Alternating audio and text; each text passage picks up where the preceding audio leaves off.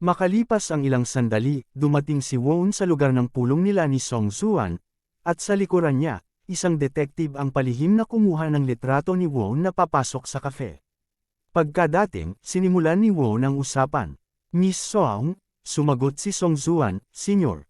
Napansin ni Won ang pag-aalinlangan ni Song Zuan at tinanong, anong problema Miss Song? Agad na sumagot si Song Zuan, at nagtanong Senyor, ang pamilya mo ba ay may-ari ng isang maliit na restaurant? Hindi ito itinanggi ni Won, at sinabi, tama, isang maliit na tindahan sa isang distrito. Nagpatuloy si Song Zuan, nagtanong, Senyor, ang boses ng nobya mo ay parang higit sa 40 taong gulang na. Ikaw ba ay inaalagaan ng isang sugar mommy? Ang mataas na presyo ba ng kanta ay para makakuha ka ng pera upang makalayo sa kanya? Ayaw mong malaman niya tama. Medyo natuwa si Won, nagalit si Song Zuan, at sinabi, Senyor, bakit ka tumatawa? Hindi ko matanggap na ang talento mo ay natatapon lang sa tabi ng matandang babaeng iyon. Kung gusto mong kumita at tumayo sa sarili mong mga paa, matutulungan kita. Magtiwala ka sa akin. Tingnan mo ang mga tagumpay ng Soul Remedy, sikat ka na. Alam mo na may malaking kumpanya na pipirma ng kontrata sa'yo. Maaari kang maging isang sikat na tao. Iwinaksi ni Won ang kamay ni Song Zuan at nagsabi, hindi ako magde-debut. Maraming bagay ang hindi gaya ng iniisip mo. Mag-usap tayo ng negosyo. Ang pagkikita natin dito ay nangangahulugang gusto mo ang kantang iyon. Sa sandaling iyon, naalala ni Song Zuan, tama. Bibilhin ko ang kanta mula kay Senyor upang isulat muli para sa akin. Walang pag-aalinlangan sinabi ni Won ang presyo, 10,000. Agad naman sumang-ayon si Song Zuan, okay, babayaran ko. Pagkatapos ay nagdagdag si Won ng kondisyon, at sinabi, gusto ko ng 50% ng kita mula sa kanta. Masaya namang sumang-ayon si Song Zuan, at sinabi, walang problema, basta mapanatili ni Senyor ang antas ng Soul Remedy. Sumang-ayon si Won ng walang pag-aalinlangan. At sinabi, sige, akin na ang papel at ballpen, kung hindi magiging viral, ibabalik ko ang pera. Makalipas ang 10 minuto, itinaas ni Song Zuan ang papel at binasa, ang pangalan ng kanta ay, awit na inialay sa akin. Napaisip si Song Zuan, ito ang awit na inialay niya sa akin. Ngunit bago pa makapagpatuloy si Song Zuan sa pag-iisip, tumayo si Won. At sinabi, nakuha ko na ang pera, tama na. May kailangan akong gawin, sabi ni Won at agad na umalis. Habang sa kotse sinasabi ni Won, sa kanyang sarili. Akala niya tapos na ang paunang bahagi kaya't dapat ihain na ang pangunahing plano. Ngunit nakita ni Won ang mga kotse na sumusunod kaya't nagpasya siyang tapusin na ito. Pinaandar niya ang sasakyan ng mabilis at iniwan ng maayos sa mga puting kotse. Ang driver ng puting kotse ay tumawag upang magulat, at sinabi, Boss, hindi namin siya naharangan. Subalit isang naiinis na boses ang sumagot, ano? Patuloy ang ulat ng driver ng puting kotse, at sinabi, mukhang alam na niya na hinahanap mo siya. Nasa daan na siya patungo sa mas mababang palapag ng kumpanya. Naging interesado ang boses sa kabilang linya, at sinabi na kakaintriga. Dalhin siya sa ika-16 na palapag. Makalipas ang ilang sandali, dinala si Won sa harap ng isang silid. Inanunsyo ng assistant, Boss, nandito na siya. Ang nasa loob ng silid ay nagsalita, pumasok ka. Humarap kay Won si Woo Yeong, ang CEO ng Sinlan Group, isang makapangyarihang tao sa mundo ng negosyo sa Donghai. Sa tabi niya ay ang kanyang personal na bodyguard, isang retiradong sundalo ng Special Forces na si Chu Yan. Nagsalita si Won, at sinabi, Director Woo, ang pag-imbita mo sa akin ng ganito ay hindi magalang, di ba? Casual na sumagot si Woo Yeong, Mr. Won, kahit hindi ko alam ang layunin mo, ikaw ang hindi magalang. Nagsignal si Woo Yeong kay Chu Yan upang umalis sa silid. Habang dumadaan si Chu Yan kay Won, binalaan niya ito, sinabi, huwag kang gumawa ng kalokohan. Saka nagsalita muli si Woo Yeong, Mr. Won, maupo ka at sabihin ang layunin mo. Ano ba ang pakay mo sa paglapit sa anak kong babae? Hindi naman siguro tungkol ito sa pera, di ba? Nagtataka ako kung alam ba ni Miss Lee, ang tungkol dito. Naupo si Won at tumitig kay Woo Yeong. At sinabi, talaga bang nagmamalasakit ka sa anak ng ibang tao? Napakunot ang noo ni Wu Yeong habang patuloy si Won sa pagsasalita. Nang si Wu Yeong ay 20 taong gulang, pinilit siyang magpakasal ng kanyang pamilya. Bago pa man sila ikasal, sumang-ayon si Wu Yeong sa kanyang mga magulang na pagkatapos niyang manganak, hindi na siya kailangang alagaan. Sa ganitong kondisyon, pumayag siya sa kasal. Pagkatapos ng kasal, palaging may kutsilyo si Wu Yeong sa ilalim ng kanyang unan. Sa tuwing sinusubukan siyang pilitin ng kanyang asawa, ginagamit niya ang kutsilyo upang ipagtanggol ang sarili.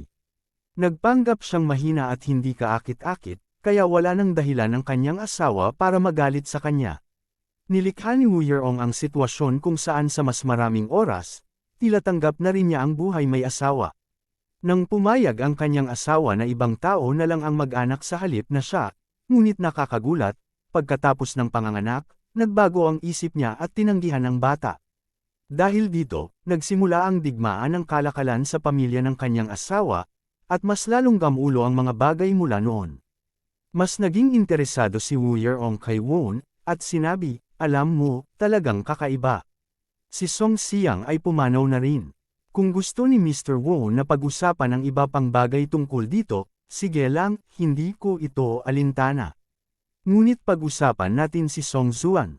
Gayunpaman, binabalaan kita, kahit hindi ako ang ina ng bata, dumadaloy sa kanyang mga ugat ang aking dugo. Kung may balak kang sakta ng bata, mas mabuting kalimutan mo na ang ideyang iyon. Si Won ay nag-cross ng kanyang mga braso at tumingin kay Wu Yeong. At sinabi Wu Yeong, "Maaari mong siyasatin. Naniniwala akong malapit mo nang maintindihan na ang focus ko ay hindi sa iyong anak kundi sa iyo, dahil may mga naiisip ako tungkol sa iyo." Hinaplos ni Wu Yeong ang kanyang buhok. At sinabi kay Won, "Napakalakas ng loob ng mga kabataan ngayon, Mr. Won. Nagtataka ako kung ano ang iyong intensyon patungkol sa akin." Tumayo si Wu Yeong, lumapit kay Won at sinabi, "Ang paglaki ay maaaring maging komplikado."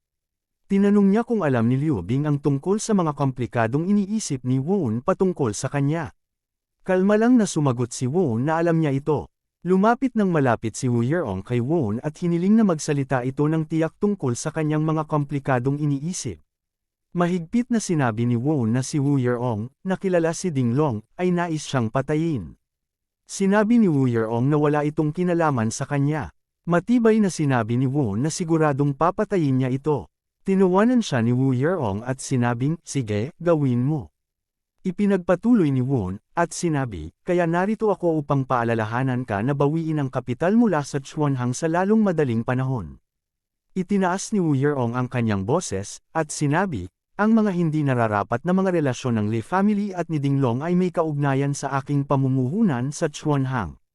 Ipinaliwanag ni Won, ang pondo ng Chuanhang Fundings at Donghai Yuan Tradings ay nagmumula sa kalakalan ng Donghai. Ang mga pagkatalo sa negosyo sa Sinlan Group sa nakaraang 5 taon, ay dahil sa akin. Muli nagsalita si Wu Yeong, "Mr. Won, sinusubukan mo bang galitin ako?" Itinanggi ni Won, at sinabi, "Gusto kong galitin si Dinglong. At ikaw ay collateral damage lamang."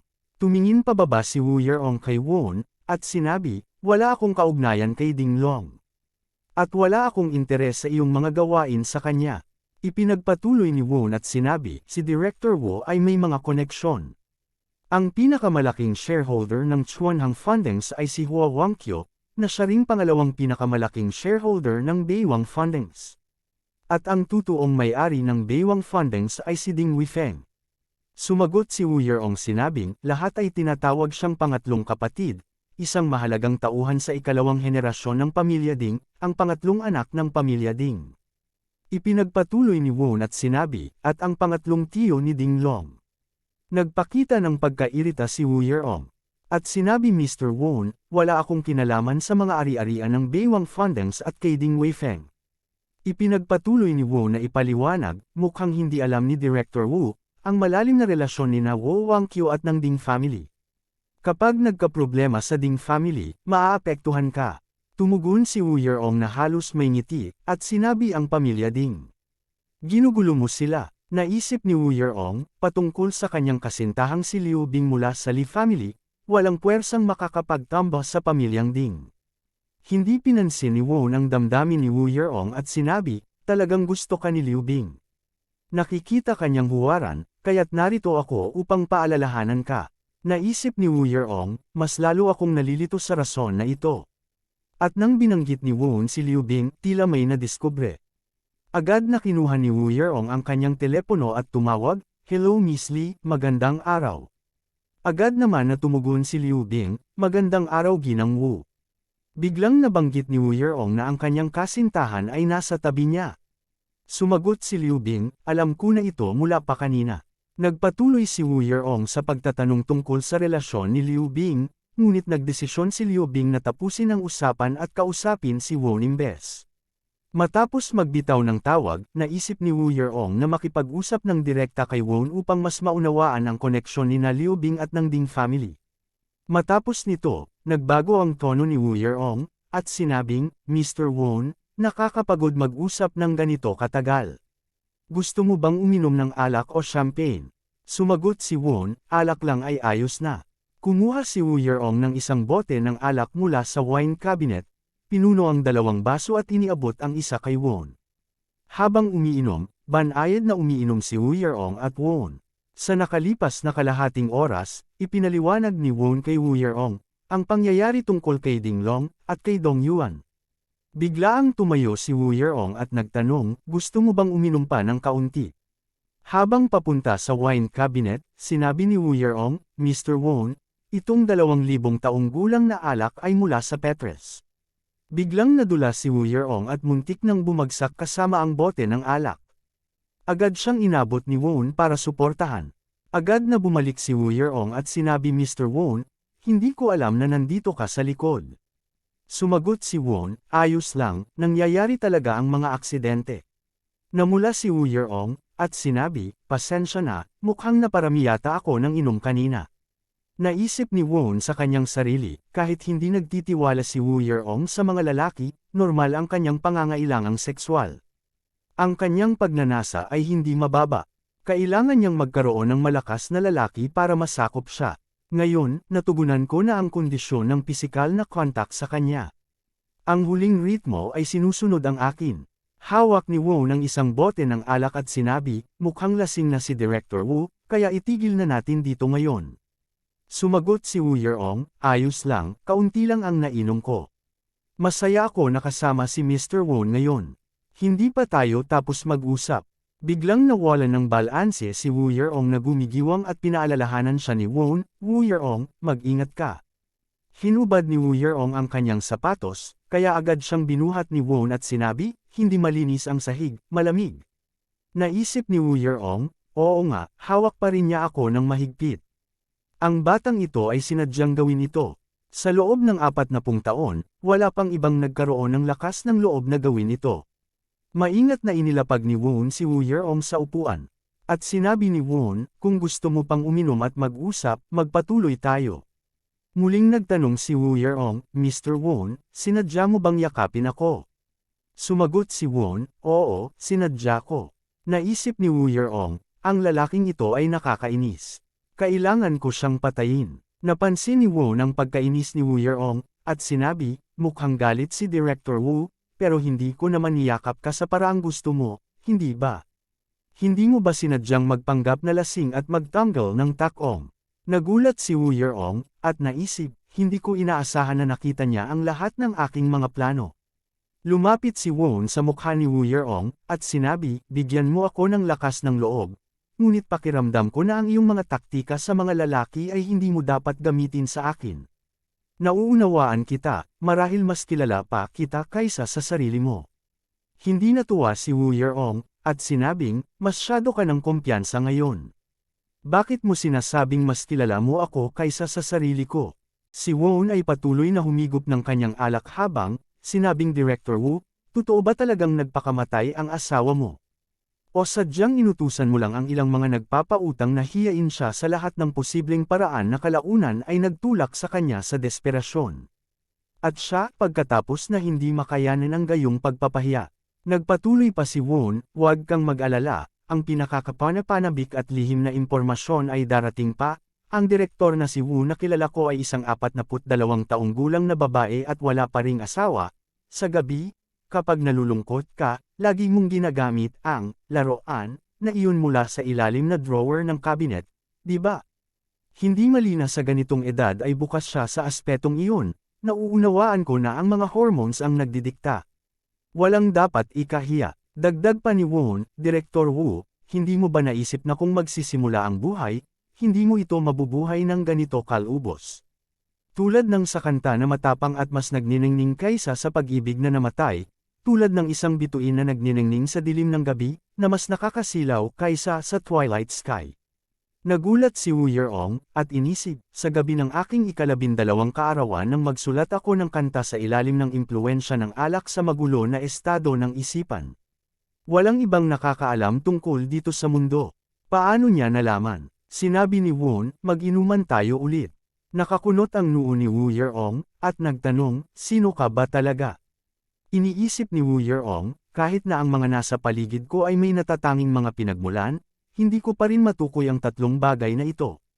Ano ang espesyal na kakayahan niya?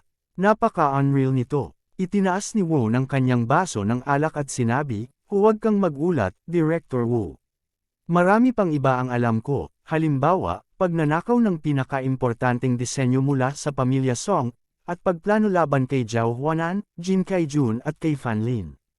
Minsan kong sinabi na nauunawaan kita ng mas mabuti kaysa sa iyong sarili, sabi ko. Pumunta ako hindi upang magkaroon ng mga kaaway. Iniisip ni Wu Yeong, ang malaman ng sobra hanggang sa punto na maaari akong makulong, hindi makakain o makatulog ng maayos. Ngayon ay may dalawang pagpipilian, patayin siya upang mawala siya, o bumuo ng malapit na relasyon sa kanya gamit ang kanyang mga talento, ngunit siya ay kasing misteryoso pa rin. Napakababa ng posibilidad na mawala siya. Upang maging tapat, isa lamang ang pagpipilian. Sa mas malapit na pagsuri, ang kanyang gwapong itsura at malakas na kabataang katawan ay makikita rin.